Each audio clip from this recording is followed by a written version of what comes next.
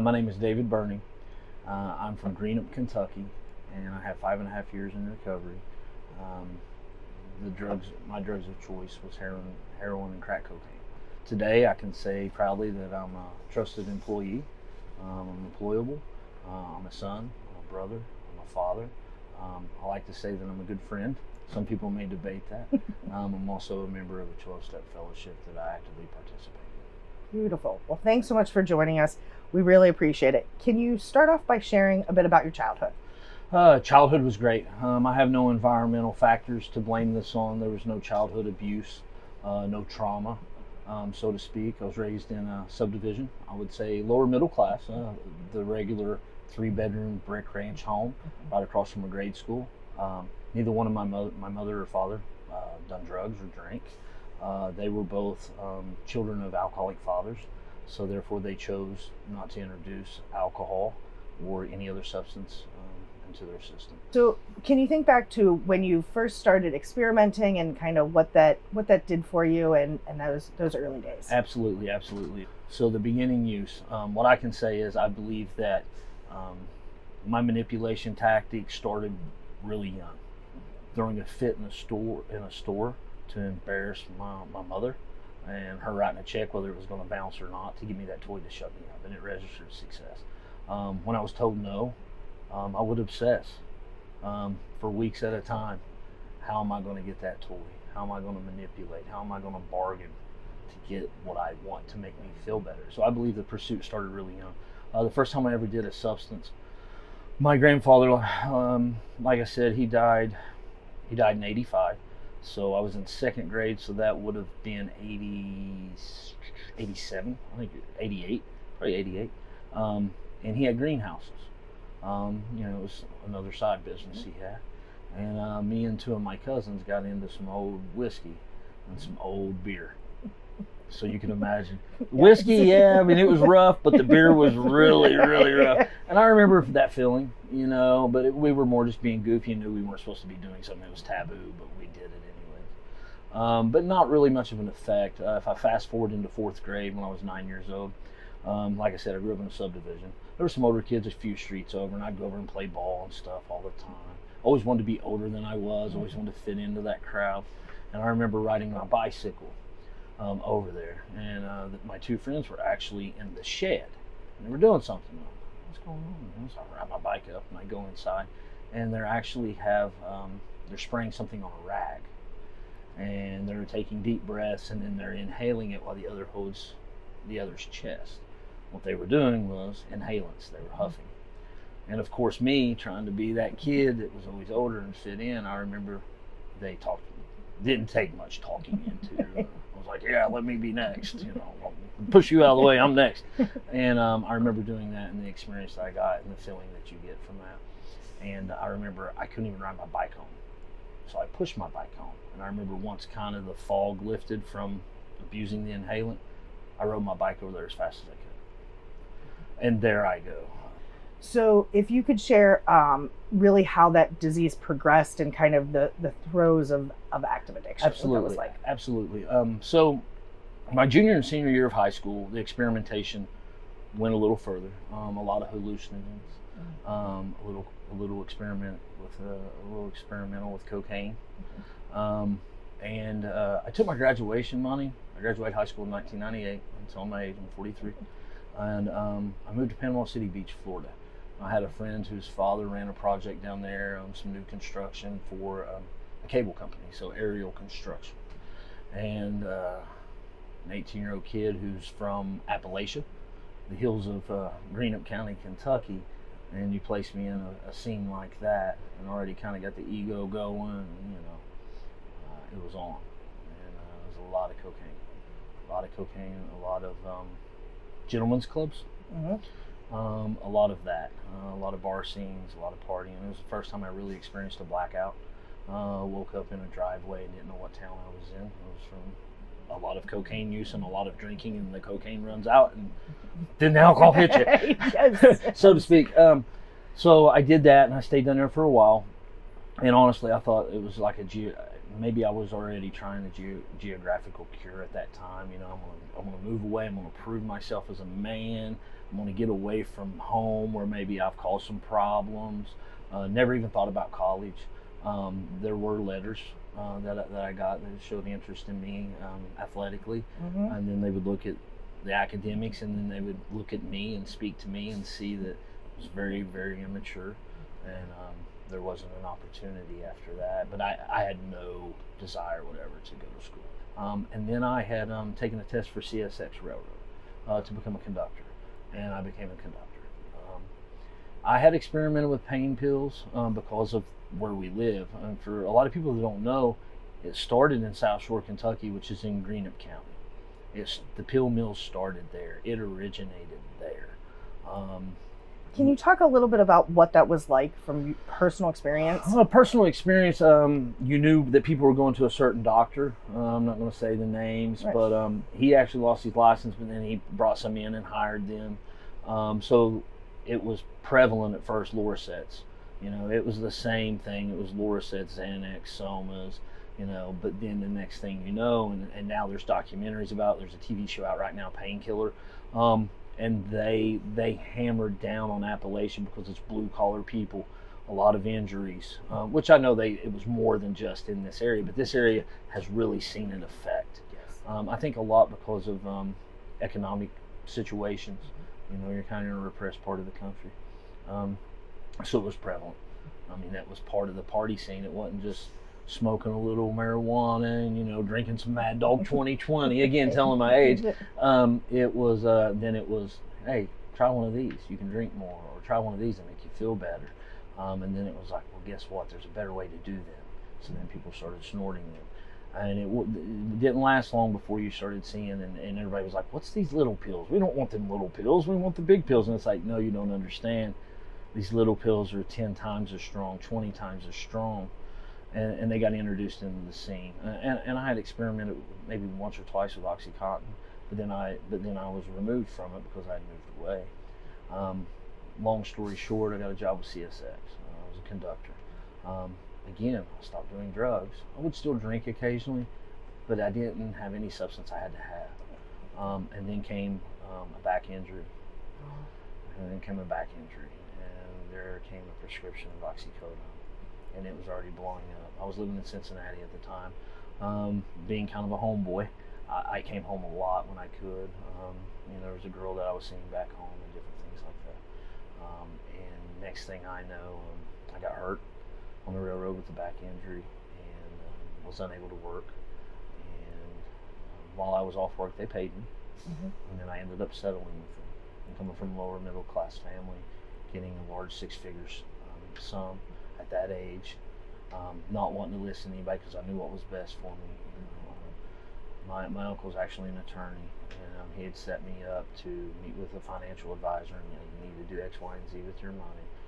And no, I knew what was best. And next thing you know, the script didn't matter because there were so many of them here. There were so many pills here. Portsmouth at that time had a pill mill, Waverly, Grayson, Kentucky, Waverly, Ohio, Portsmouth, Ohio. And then when they started getting loud there, then there was people that were busing people to Florida through the pipeline. And Greenup County's even in the documentary that was done on Hulu about the pipeline. Right. And there was actually a sign on doctors' offices down there, we do not see patients from Greenup, Kentucky. Yes. Wow. And the lines would be out the door in Hollywood, Florida. And it was, if you couldn't find at that time, we just called them blues. They're Roxasets, Roxycodone. If you couldn't find one, it's because you weren't trying to find them. Right. They were everywhere. It was flooded, and I had an endless supply of money at the time, so I thought. So I could care less about going to the doctor. And at the height, I was probably doing 30 a day, wow. 30 30s a day. What was that doing to you physically and mentally? Like, did you, because of having the injury and having, you have a doctor's script at some point, somebody's written you a big check because of this injury, mentally, what did it do to you? And then physically taking all of those pills? Physically, of course, weight loss. And I'll be honest with you, because I knew so many people, I didn't know what withdrawal was. until I'll get into that Yeah. in a minute. I thought it was okay. I thought it was okay. They, the best way I can describe the way that opioid makes me feel is makes me feel like I'm 16 years old again. You're Teflon. There's nothing can hurt you. You feel smarter. You feel better looking. You just feel good. Right. And I think I've been pursuing that since that young age when I was trying to get that toy. It was all about the feel good, and finally it was like, aha, I found it. This is the way I want to feel. I want to feel this way for the rest of my life, no matter the cost, no matter who I hurt, no matter what. But I really didn't know what was really going on with me. Mentally, I would say probably about the same. I thought I was okay. Maybe a little bravado. And then I finally did go to work because I didn't work for a while. I didn't care. I was kind of not necessarily in the game, so to speak, but I ended up selling cars for a little while, but the money started running out. And it wasn't much longer the money was gone. So then I had to go to other means. And other means could be a lot of things, a lot of crimes committed, a lot of I know where to get them and charge extra. It was trafficking. Right. Yep. So in 2005, I got caught, and there was 2 felonies that I was charged with. I actually fled from the police. It's kind of funny. It's kind of sad. It's kind of tragic, but it's my story. Yeah. And most people who know a 12-step fellowship, like, we have a certain language. We can say stuff that the little church lady's going to hide her purse and she's going to start praying immediately. But yeah, I was kind of I think I was set up, but that's okay. That's okay. I had met someone at a closed gas station, and I told him if the gas station was closed, don't go there. Go on down the road to the open. There was a restaurant that was open.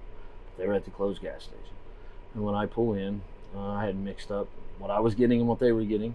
And I got out of the car and I was like, just get in my car while I figure this out. And about that time, I had one in front and one behind. And I hammered it.